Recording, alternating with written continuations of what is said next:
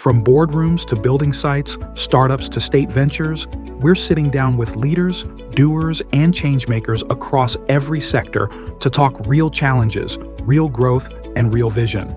No filters, no fluff, just the conversations that matter. Welcome to the Beyond Business podcast, where Oman's brightest voices meet bold ideas. Let's get into today's episode and meet our guest. My name is Fahad Al Riyami. I'm the founder of AeroVecto. My background is completely unrelated to aviation. I'm a marketing graduate. I did my bachelor's in Malaysia, and then I did my master's in the UK, all in marketing. But my passion has always been technology and aviation. And so that's why I founded this company. I'm trying to sort of bridge that gap or combine these two passions into one project. One of the reasons is because, a long time ago I've heard this quote where it said that if you're doing what you love, you're not working. And so I didn't want to work, but it turns out that's not really true. You're working either way. And so, but it's a fun project. I love doing it. And that's where I'm at. So why did you pick this project, and why right now for a market like this, for a market like Oman's? Why did you pick this project for this specific period of time? Right. So, aviation is a very fast-growing industry, especially with the type of sort of niche market that we're in right now, which is the eVTOL space. It's growing very quickly. And why now? Why Oman? Is just because I'm here, right? And I feel like the country needs something disruptive, and we're trying to solve a real issue that we have here. Mainly, that's traffic congestion, and so we're working on solving that issue with this technology. Right. So, what makes AeroVecto's approach so unique compared to? There's a lot of global players out there. So, what makes you so unique compared to the other players? Right. So we're really focused on building an aircraft designed specifically for mass public transport, right? So we have a lot of competitors, like you mentioned, but they're all focused on really building sort of the same aircraft, which is more towards, 4-passenger VIP transport. We're focused on doing something more for mass market. So we're trying to scale in this already niche market. So we're developing an aircraft that's higher in capacity, but lower in range. So that's sort of the compromise we have to make. Whenever you're building an aircraft, it's all about compromise. And so we're trying to solve a real issue that we have in Oman as well as the region as well. So when we're picking a business, I just want to get a little technical here. When we pick a business, if you want to scale a business, should we go for a niche approach where you're picking one problem and you're fixing it? Or are we picking a mass issue and then trying to build a business to scale that up? Really, you can go with any approach as long as it can scale, or as long as you're targeting a market that needs what you're developing. So whenever you're building a business, it's really about trying to solve a problem, right? If you can solve that problem, whether it's small, whether it's large, chances are you will be successful. Right. So it's build what people want. Build what people want. Great. So with the global AAM market, projected to reach billions according to the reports, where does Oman fit in that landscape? And do you see it as an early adopter, or a regional leader, or a key test bed for innovation? Right. So if you look at the global AAM markets, right now it's about 1.3 billion. And it's expected to grow to, I think, about 30 billion by 2030. Right. And in the Middle East specifically, we're talking about a compound annual growth rate of about 50%, which is not only high specifically for the aviation industry and specifically for the Middle East, it's really high. And so, there are a lot of players coming into the market in the Middle East. There are, I think, 2 US companies are starting their operations, I think, by 2025, this year, or next year. And so there is demand, and we're starting to see actual implementations happening. Right. So public transport is a volume-driven business. That's what we find from the reports. How does AeroVecto plan to make air mobility commercially viable, like cheap transport, something that anyone and everyone can access? How do you plan to reach that goal?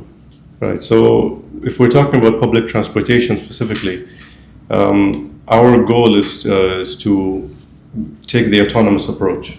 And so we're building a semi-autonomous aircraft in which it won't have a pilot. Right. And so, yes, that's a huge regulatory and certification hurdle we have to climb over. But I think that's the future of aviation in the eVTOL space. You know, everyone is targeting autonomous aircraft. And when you don't have a pilot in the aircraft, you're saving costs for the passengers as well. Okay. Right. And so, yeah. Actually, that was my next question. I wanted to talk about the regulatory infrastructural issues that you guys are facing right now. Do you have a specific thing that you're currently facing as a challenge and you probably want to fix that in the next couple of years? So in terms of the regulatory hurdles, it's not something we can address. That's all for the regulators. So we have the Civil Aviation Authority in Oman, and they follow a lot of the EASA and FAA standards, FAA in the United States, EASA in Europe. And they're really taking a very strong interest in the aviation space, in the eVTOL space. So they're working on, creating these regulations because it's a whole new approach, right? It's a new class of aircraft, and so they're essentially working from scratch. Right. You know, they have to develop these regulations because the industry is moving so fast that they're just trying to keep up. Okay. But they are working on the regulation. It's expected to, be done. Or it probably won't be done, but expected to reach a very mature stage by 2030. Right. And so by then, hopefully, our aircraft will be ready and can go through the certification process smoothly. Right. I just want to give out a few key pointers that I just noted. A global advanced air mobility market size was estimated at USD 8.15 billion in 2022. It's expected to grow to a compound annual growth of 24.6 from 2023 to 2035. Right. So, considering this, I know it's a passion project for you. I know it's your child basically. But from a business perspective, where do you draw the line between passion and business? All right. So yes, it started as a passion project, but we are evolving, and it'll happen, very quickly. And there is no line. I don't think. I think it's just a small baby step of progression into a full-fledged sort of enterprise. But I think it's something that we work on as we go. Like I said. As staff grows, as more investment comes in, eventually it turns into something that I can't stop. Right. So basically, it's like a snowball effect. You start very small and the ball gets rolling, and eventually, if I want to make changes, it's going to be hard. As more investors come in, as more people, get involved in ownership of the business, I have less and less say. But that's the nature of any business, really. And so I'm looking forward to getting to that stage. COVID was a huge challenge for Oman from the transportation perspective. Let's hope that never happens, and let's hope there's not another pandemic. But from the transportation perspective, there has to be some contingency plans. So from your perspective, do you think there's something unique about autonomous aircrafts or transportation system that could probably help out in the future if there was ever to be a pandemic? I think so, yeah. The autonomous nature of it, sort of takes that human aspect out of it. Not completely. You still need to have monitoring for autonomous aircraft. But it does help the situation. Although, you're developing an 18 or 15 to 18 passenger aircraft, during pandemic, if it happens, you're not going to be able to squeeze that many passengers on it. So there'll be a reduction in numbers, there'll be a reduction in sort of flights, scheduled flights between different destinations. And so it's just something you have to adapt to. But, COVID was sort of a game changer, really, in terms of how we do business. Right? To work from home, being able to conduct business from anywhere, really. So that's it's a change that we have to adapt to. But we'll see how it goes. Hopefully, we don't encounter it again. Yeah. Right. So, what's the one misconception about VTOL technology that you wish more people understood? Ooh, that's a nice one. Misconceptions. Yeah. I'm not sure, really. I think the safety aspect of it, because it's it's a new type of aircraft. It's a new category of aircraft. These aircraft, they look strange. They fly strange. So I think people are cautious about them. But there are ways to overcome these challenges. But yeah, when it comes to safety, aviation in general is just one of the safest modes of transport, and that's it's not by coincidence, right? There's a lot of regulatory scrutiny that goes into these aircraft before they can even take off. Yeah.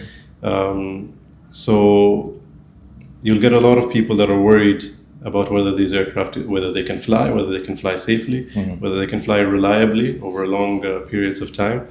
But with all that regulatory scrutiny, I think it's not something they should be worried about. Right. So from the distance perspective, what are you aiming for right now? Is it a state-by-state travel, or is it country-based travel, or how long can your aircrafts probably plan to go the next couple of years? Right. So our specific aircraft, we're targeting intercity transport. So for example, within Muscat, within Salalah, taking short hops. Of course, it can reach longer distances, but it'll have to make stops. Right. And that's fine. That's by design. We want to be able to pick up more people, to drop off more people. Okay.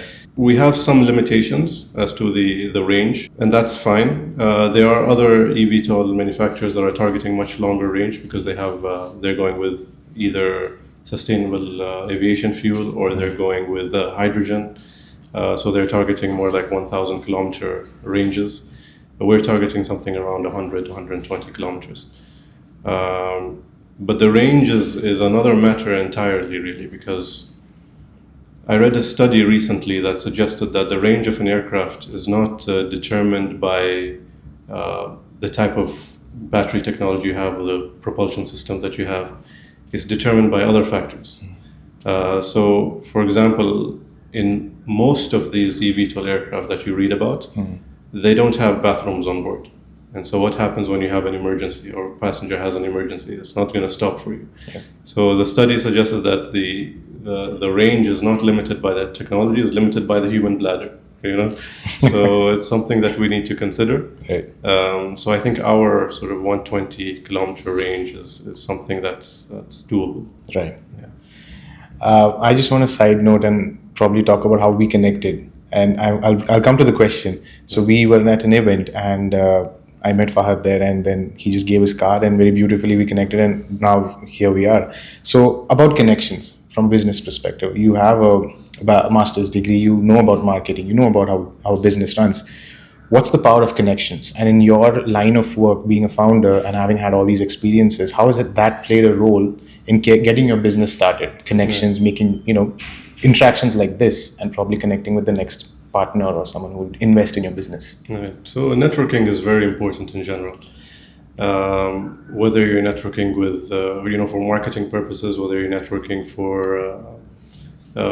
hires, whether you're networking for looking for investors, it's crucial really in the business, and having the right connections can make all of the difference. When you think about really the business connections that you make right now, especially in a new industry, especially in a disruptive industry like this, Right. a lot of people are operating, or a lot of entities really, they're operating in sort of their own silos. And so you have to be that glue that sort of connects them together, that brings them together. And so that's what we're trying to do currently. We're trying to get all of the stakeholders together in one room to discuss this industry and how we can start implementing it here.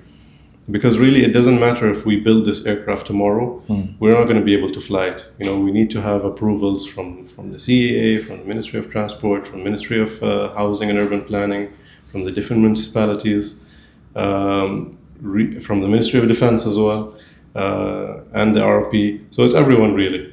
It's everyone when you're trying to operate something like an eVTOL aircraft. Whether you're carrying passengers, whether you're carrying cargo, whether it's for air ambulance, we need to bring people together. We need to get them talking about this industry, because it's coming, whether we like it or not, and we need to be ready. Right. If we're not ready, we'll fall behind. Absolutely. So tell me a little bit about what the future looks like for AeroVecto right now that we're standing in this space. Say another 5 years, 2030, 2040, Oman Vision 2040 is a lot we talk about. When you reach that stage, what's the next big step for AeroVecto right now? So currently, we have our preliminary engineering documentation. We're focused on the engineering aspect of the aircraft. Once that's complete, it's all about scaling up that production. We're planning to build a few prototypes of the aircraft. We'll start with a small subscale prototype before we build the larger models. Yeah. We're expecting to have the first prototype by the end of this year, and then the subsequent models later. And then after that, it's really focusing on the infrastructure that's required, because just having the aircraft alone, you can operate it like you would a regular helicopter and utilize existing helipads. But in order to make it, in order for us to achieve that vision of solving traffic congestion, we need to have the infrastructure in place. And that includes the vertiports, which are essentially mini airports where these aircraft will take off and land from. So we don't have any currently in Oman, or in the region actually. I think they're building a few in Dubai, and so we're starting to develop that infrastructure. In Oman will probably coincide the development of these vertiports with the Vision 2030 that we have, or the projects that we have. And so they're planning to integrate a metro in Oman, for example.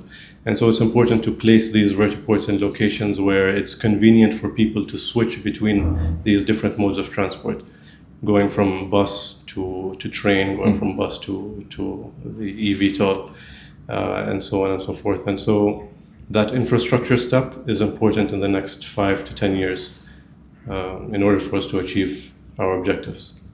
That's great. So before I let you go, I want to talk about inspiration. Tell me some quotes or probably some leaders that you look forward to when you need inspiration. In your space, you're a founder. Are there other founders or other businessmen here in Oman or globally who you seek inspiration from? And do you have a quote or something you want to share with the viewers? I have a quote, but it's not from someone that is particularly inspiring. It's just one of my friends, and he really framed the issue of traffic congestion for me. And that's he said, nothing is worse than driving or being in traffic, only to find out that a minor accident happened on the other side of the road.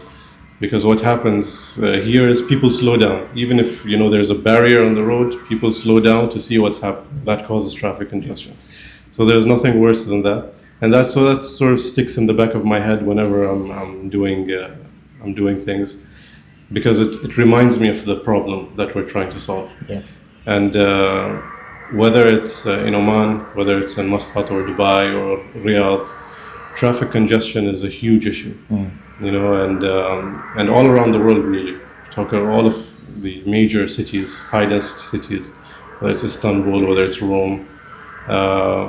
Nobody wants to sit in traffic, and time is a commodity that is so precious and is so fleeting that we want to take full advantage of it while we can. And so that's the problem that we're trying to solve: giving people back their time. That's a great way to put it. So what is the one message you'd like to probably give a young Omani, someone who's inspiring to be someone like you? He wants to start a business, he wants to be an entrepreneur. What's a quote or what's something you want to say to them right now? Right, so just start. Yeah. That's the biggest hurdle that people have. They spend so much time, myself included. I spend so much time thinking about it, questioning myself and doubting myself whether it's viable, whether it's doable, whether people will want it. But do your research. That's a very important step. But start as quickly as possible. Go down to your local Senate office, open a business.